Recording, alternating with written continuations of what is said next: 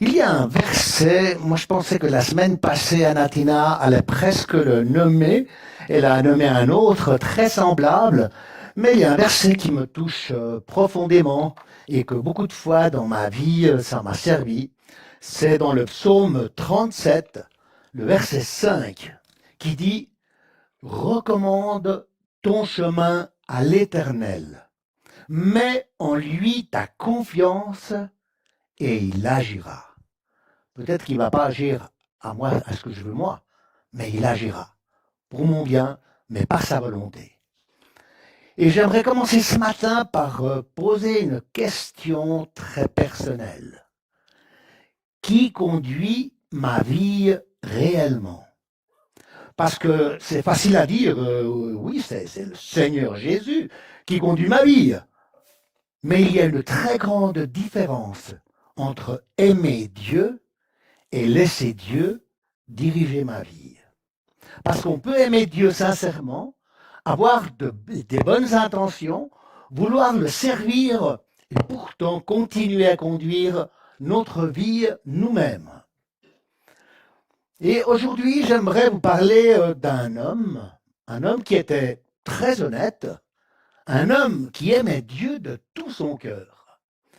Cet homme est né dans une grande ville de l'Empire romain, issu d'une famille juive très bien établie, intelligent, cultivé, formé dans l'une des meilleures écoles de son époque, parlant plusieurs langues, respecté par les autorités religieuses et politiques, envoyé par ses parents à Jérusalem afin qu'il reçoive la formation la plus stricte du judaïsme auprès d'un des plus grands maîtres d'Israël. Un homme irréprochable dans sa conduite, passionné par ce qu'il faisait. Je vous parle de Saul de Tarse. Oui, oui, Saul de Tarse, que nous le connaissons plutôt comme le persécuteur des chrétiens. Oui, il y a un problème technique.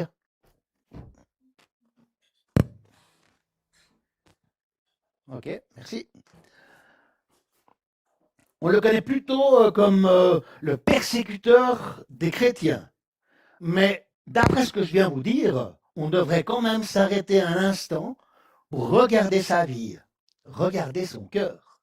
Saul n'était pas un homme violent par nature. Ce n'était pas un criminel. Ce n'était pas un homme sans foi. Bien au contraire, c'était un homme remarquable. Il connaissait profondément les Écritures. Il priait, il jeûnait et surtout, il aimait Dieu.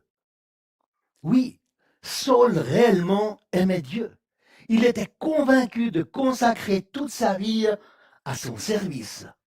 Et pourtant, malgré ses bonnes intentions, il s'était trompé. J'aimerais demander à Joël s'il peut me mettre un slide pour que vous voyez un moment. Vous voyez ce morceau de bois qui est bien traversé par un clou. Moi, je me pose la question si quelqu'un aurait envie de donner un coup de pied à ce bois, mais surtout du côté là où il y a la pointe du clou. Euh, Ça doit faire quand même un peu mal, hein, je pense bien. Tu peux enlever déjà l'image, merci Joël. Gardez cette image dans votre esprit, nous y reviendrons tout à l'heure. Je ne veux pas la laisser parce que sinon tout le monde va être focalisé sur l'image. Saul de Tarse avait été éduqué au pied de Gamaliel à Jérusalem. On lui avait appris à respecter la loi de Dieu et non seulement à la respecter, mais aussi à la faire respecter. Alors, c'était ça son zèle de cet homme, faire respecter la loi de Dieu. Or, depuis un certain temps, il y avait un groupe de personnes qui remettaient en question les principes de la religion juive et qui annonçaient qu'un tel Jésus de Nazareth était le Messie. On appelait ce groupe ceux du chemin. Si tu veux, Yann, je change de micro. Ok. Je ne veux pas quand même déranger. Alors, ce groupe-là, il remettait en question les principes de la religion juive. Et on les appelait, à ce groupe-là, ceux du chemin. Pour Saul, ce mouvement représentait un véritable danger. Il pensait défendre la gloire de Dieu. Il croyait protéger la foi de son peuple. Il était persuadé de faire ce qui était juste. Et c'est précisément là que commence le drame de Saul de Tarse. Parce que on peut être sincère sans être dans la volonté de Dieu. On peut avoir des très bonnes intentions sans suivre la direction de Dieu. Et je crois que c'est l'un des plus grands dangers dans la vie chrétienne. Nous pouvons faire beaucoup de choses pour Dieu sans prendre le temps de lui demander ce qu'il attend réellement de nous. Voilà pourquoi cette histoire ne parle pas seulement de Saul, elle parle aussi de nous. Saul n'était ni un assassin ni un criminel, et même Dieu ne le traite pas comme ça, comme on verra par la suite. Alors un jour, Saul décide de prendre le chemin pour Damas. Ce n'était pas une décision prise d'un coup de tête, ni d'un coup de cœur. Tout était préparé. Il avait demandé des lettres officielles au grand prêtre. Il avait obtenu l'autorisation d'arrêter les disciples de Jésus. Et il avait organisé le voyage, près de 200 kilomètres. C'est à peu près une semaine de marche. Donc il a dû préparer des provisions, des hommes pour lui accompagner. Tout était prêt. Alors imaginez Saul à ce moment-là. Il ne part pas, il ne commence pas le chemin de Damas avec des doutes. Il ne part pas avec des remords. Il ne pense pas désobéir à Dieu. Tout au contraire. Il est convaincu d'accomplir la mission que Dieu lui a confiée. Pour lui, ce voyage, c'est un acte de fidélité. Il est persuadé que Dieu marche avec lui et il se sentait sûr de lui-même. Le chemin de Damas était son chemin du triomphe. Et il y a un détail curieux. Le nom Damas signifie un lieu abondamment arrosé. Une oasis au milieu d'une région sèche. C'est ça le nom de Damas. Un endroit, un lieu abondamment arrosé. Saul marche dans un terrain aride, mais avec la joie de pouvoir arriver à une oasis. Il pense arriver dans un bel endroit où il impartira la justice pour glorifier Dieu. Il était content. Il avait des très bonnes intentions. Saul marchait avec assurance sur ce chemin de Damas. Mais lorsqu'il était presque arrivé à destination, lorsque l'oasis était toute proche, lorsqu'il pensait enfin accomplir sa mission, parce que tout était sous contrôle, tout marchait comme prévu. Et c'est à ce moment-là que tout va basculer. Son attitude, ses projets et même son objectif. Saul ne savait pas encore que ce n'était pas à Damas que tout allait changer. C'était sur le chemin. Curieusement, ceux du chemin, et c'est Saul, en étant sur le chemin, c'est là où va tout changer. Beaucoup de fois, nous pensons que tout va se passer à l'arrivée. Quand nous aurons trouvé le bon travail, quand nous aurons trouvé la bonne église, la bonne maison, la bonne situation. Mais très souvent, Dieu travaille d'abord sur le chemin. Avant de changer notre situation, il commence par changer notre cœur. Alors j'aimerais lire avec vous cette rencontre de Saul avec Jésus-Christ. La lecture que nous allons faire, c'est dans le livre des Actes des Apôtres, au chapitre 9, les versets de 1 à 9, qui dit « Quant à Saul, il respirait toujours la menace et le meurtre contre les disciples du Seigneur. Il se rendit chez le grand prêtre et lui demanda des lettres pour les synagogues de Damas, afin de pouvoir arrêter et amener à Jérusalem les partisans de cet enseignement qu'il trouverait, hommes ou femmes. Comme il était en chemin, et qu'il approchait de Damas, tout à coup, une lumière qui venait du ciel resplendit autour de lui. Il tomba par terre et entendit une voix lui dire « Saul, Saul, pourquoi me persécutes-tu » Il répondit « Qui es-tu, Seigneur ?» Et le Seigneur dit « Moi, je suis Jésus, celui que tu persécutes. Lève-toi, entre dans la ville et on te dira ce que tu dois faire. » Les hommes qui l'accompagnaient s'arrêtèrent muets de stupeur. Ils entendaient bien la voix, mais ils ne voyaient personne. Saul se releva de terre. Malgré ses yeux ouverts, il ne voyait rien. On le prit par la main pour le conduire à Damas, et il resta 3 jours sans boire, et il ne mangea ni but rien. Il y a 2 récits de cette histoire dans le livre des Actes. Dans ce premier récit, l'auteur des Actes des Apôtres, que c'est l'évangéliste Luc, il ne nous donne pas trop de détails. Mais après, on verra au chapitre 26, quand Paul est en train de témoigner devant le roi Agrippa, le témoignage de Paul gagne de la force face au récit, et c'est là que nous trouvons des détails merveilleux de la manière d'agir de Dieu, de sa sensibilité quand il traite avec nous. On peut voir Acte 26, verset 14, Paul en train de raconter son témoignage au roi Agrippa, il dit « Nous sommes tous tombés par terre, et j'ai entendu une voix qui me disait en langue hébraïque, « Saul, Saul, pourquoi me persécutes-tu?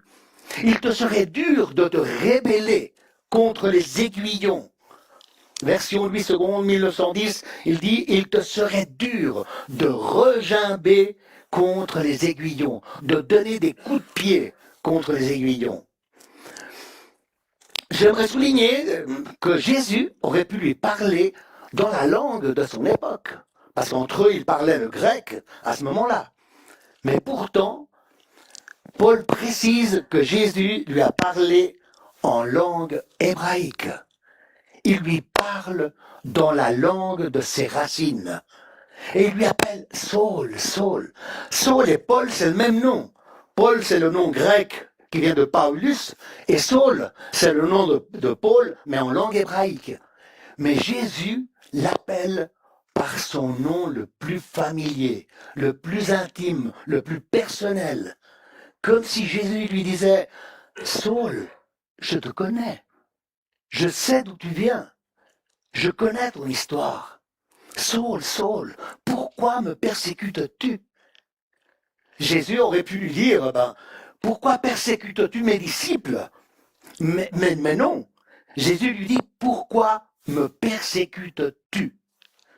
C'est comme s'il lui disait, ce que tu fais, mes disciples, c'est à moi que tu le fais.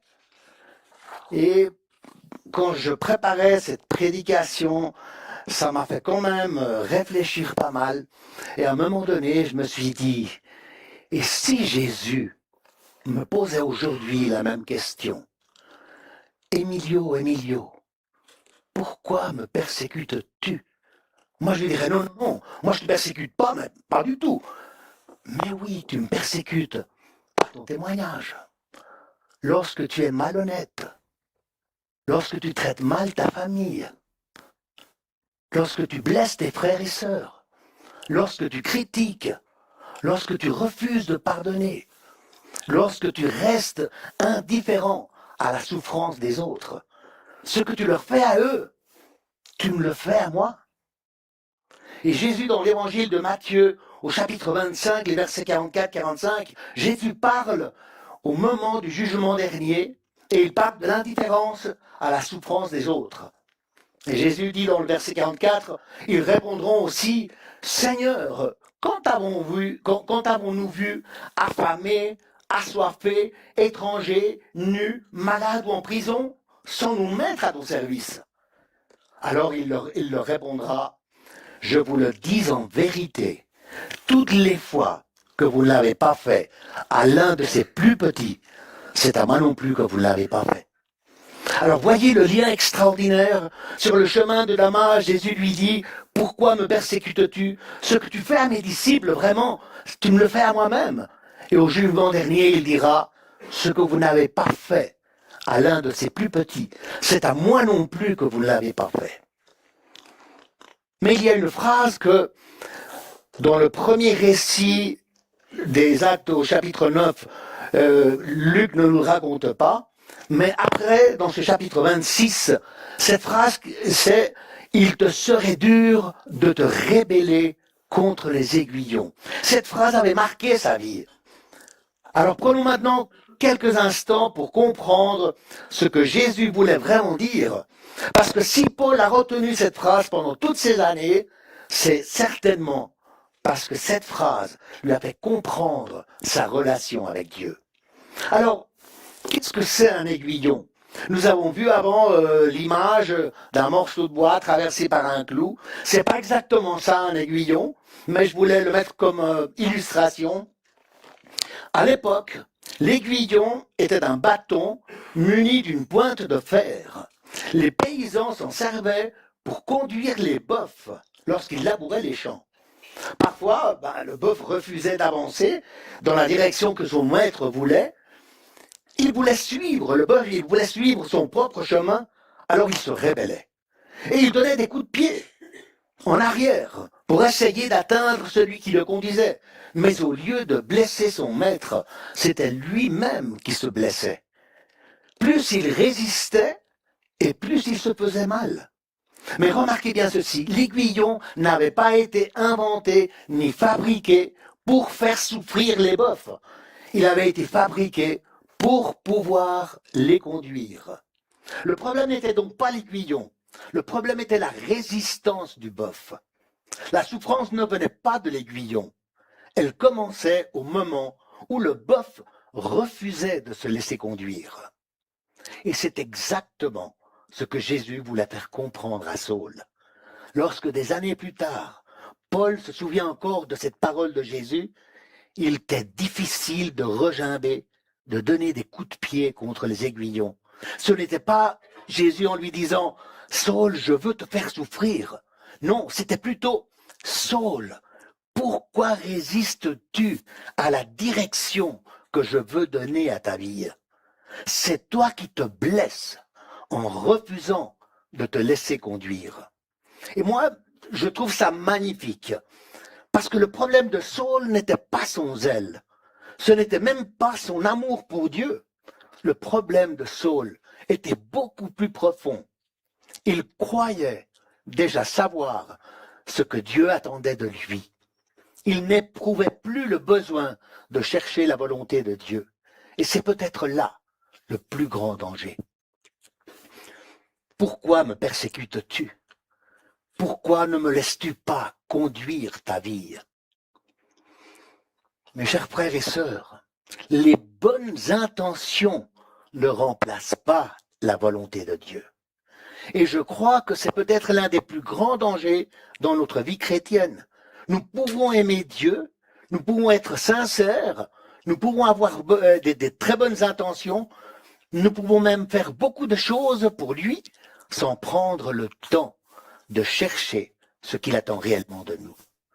Très souvent, le plus grand danger n'est pas de ne pas connaître la volonté de Dieu, mais de croire que nous la connaissons déjà, parce que nous finissons alors par ne plus lui demander ce qu'il veut. Parce qu'il existe une très grande différence entre faire quelque chose pour Dieu et faire ce que Dieu nous demande. Saul a vécu ces deux situations. Au début, il faisait de son mieux en croyant servir Dieu, mais il a fini par faire ce que Dieu lui demandait. La question que chacun de nous devrait se poser très souvent, c'est « Seigneur, que veux-tu que je fasse ?» Très souvent, nous avons pensé et présenté Saul comme quelqu'un qui faisait du mal parce qu'il avait un mauvais cœur. Mais ce n'est pas vrai. Le problème de Saul n'était pas qu'il voulait faire du mal. Le problème était précisément qu'il voulait faire le bien, mais sans chercher ce qui était vraiment ou réellement la volonté de Dieu. Et je crois que c'est un piège dans lequel nous pouvons tous tomber, parce que les bonnes intentions ne suffisent pas toujours. Les bonnes intentions ne remplacent jamais la recherche de la volonté de Dieu. J'aimerais vous donner un exemple de l'Ancien Testament. Le roi David, après de nombreuses années, il décide de ramener l'arche de l'Alliance à Jérusalem. C'était une excellente décision. L'arche représentait la présence de Dieu au milieu du peuple. Et David désirait que tout Israël puisse se réjouir de son retour. Mais on va regarder qu'est-ce qui se passe à un moment donné. À un certain moment, les bœufs trébuchent et le char qui transportait l'arche vacille. Uza, l'homme que David avait mis en avant pour garder l'arche de l'Alliance, tend alors la main pour empêcher l'arche de tomber. Son intention était très bonne. Humainement, ce geste semblait absolument logique. Je pense que la plupart d'entre nous, on aurait fait la même chose. On aurait agi de la même manière. Mais si nous lisons attentivement ce récit, nous découvrons quelque chose de très important. Le problème avait commencé bien avant. David voulait ramener l'arche à Jérusalem.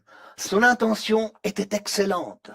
Mais au lieu de faire comme Dieu lui avait demandé de transporter l'arche, il choisit la solution qui lui semblait la meilleure. Et il la fit transporter sur un char neuf. Quelle bonne idée, hein? L'arche de l'Alliance, on va faire un char neuf, on va la transporter, tout va très bien se passer. Mais pourtant, Dieu avait déjà donné des instructions très précises. L'arche de l'Alliance devait être portée par les Lévites et non sur un char neuf. Petit à petit, des décisions avaient été prises sans chercher la volonté de Dieu. Et finalement, Uza touche à l'arche et mourut. Le problème ne commence pas lorsque Uza touche l'arche de l'Alliance. Le geste d'Uza n'a fait que manifester un problème qui existait déjà. Il n'était que la conséquence des mauvaises décisions prises auparavant. Et il peut en être de la même manière dans notre vie. Nous ne nous éloignons pas de la volonté de Dieu du jour au lendemain. Tout commence souvent par des petites décisions. Des décisions qui nous semblent bonnes, logiques, même sincères, mais que nous prenons sans demander au Seigneur, est-ce vraiment ce que tu veux pour moi? Et petit à petit, nous avançons et sans nous en rendre compte, nous suivons notre propre direction au lieu de suivre celle de Dieu. Et sur ce récit d'Actes des Apôtres, de la conversion de Saul, il y a encore quelque chose qui me touche profondément dans ce récit. Après cette rencontre de Jésus avec Saul, moi j'aurais pu m'attendre à que Jésus lui dise « Regarde, tu t'es trompé, maintenant retourne à Jérusalem et recommence depuis le début. » Mais non, c'est pas ce que Jésus lui dit. Il lui dit simplement « Lève-toi, entre dans la ville et on te dira ce que tu dois faire. » Autrement dit, continue ton chemin, mais à partir de maintenant, laisse-moi te conduire. Moi, je trouve cela extraordinaire. Le tact et la douceur de Jésus avec Saul. Il ne l'accuse pas de criminel, de meurtrier. Il ne lui dit pas même de tout recommencer, sinon de continuer le chemin, mais de lâcher le volant. Des fois, quand nous nous sommes trompés, nous pensons que tout est perdu, que nous devons recommencer tout depuis le début. Mais ce n'est pas toujours comme Dieu agit dans nos vies. Parfois, Dieu ne change pas notre chemin. Il change celui qui le dirige. Et c'est exactement ce qui est arrivé à Saul. Le chemin de Damas, cette voie qu'il avait décidé de prendre, ce n'était pas le problème. Le vrai problème, c'était que Saul voulait conduire sa propre vie et faire ce qu'il croyait qui était la volonté de Dieu. Alors j'aimerais qu'on regarde pour juste un instant comment Saul de Tarse a commencé le chemin de Damas et comment il l'a terminé. Au début, il part avec assurance, avec autorité, convaincu d'avoir raison, avec des lettres officielles, avec des hommes pour l'accompagner. Il est persuadé d'accomplir une œuvre juste aux yeux de Dieu. Et regarde comment il arrive à Damas. Il arrive aveugle, silencieux, humilié, peut-être tremblant. Il ne commande plus personne, même pas à lui-même. Il ne décide plus rien. Il ne voit même plus le chemin. Il a même perdu son indépendance. On le prend par la main, comme un petit enfant, pour le conduire jusqu'à Damas. Saul cesse de conduire sa propre vie. Et moi, je trouve que c'est une image magnifique. Au début du voyage, c'est Saul qui conduisait, mais à la fin, c'est Saul qui se laisse conduire. Et c'est là que commence réellement sa nouvelle vie. Et Dieu, dans sa merveilleuse pédagogie, le conduit jusqu'à une rue qui porte un nom curieux, la rue droite. C'est comme si Dieu lui disait, maintenant, c'est moi qui vais te conduire jusqu'à la rue droite. Et comme M. Bertrand, j'arrive à ma conclusion. Peut-être qu'aujourd'hui, quelqu'un parmi nous est en train de vivre son propre chemin de Damas. Peut-être que tu aimes sincèrement le Seigneur. Peut-être que tu veux le servir. Peut-être que, comme Saul, tu es plein de bonnes intentions. Mais pose-toi aujourd'hui encore cette question. Qui conduit ma vie? Est-ce que je laisse le Seigneur conduire ma vie? Parce que parfois nous demandons à Dieu de bénir nos projets au lieu de lui demander quels sont les siens. Parfois nous lui demandons de nous accompagner sur notre chemin, alors que lui, il nous invite à marcher sur le chemin qu'il a déjà préparé pour nous. Peut-être que le Seigneur aujourd'hui ne te demande pas de changer de travail, de changer d'église, ou de changer de ville, ou de recommencer toute ta vie. Peut-être qu'il te demande tout simplement une seule chose. Laisse-moi te conduire. Alors avant de prendre une décision, avant de commencer un projet, avant de parler, avant d'agir, prenons peut-être le temps de faire cette simple prière. Seigneur, que veux-tu que je fasse? Cette simple question a changé toute la vie de Saul. Et je crois qu'elle peut changer la nôtre aujourd'hui. Parce que le véritable tournant dans la vie de Saul a commencé au moment où il a accepté de ne plus conduire sa propre vie.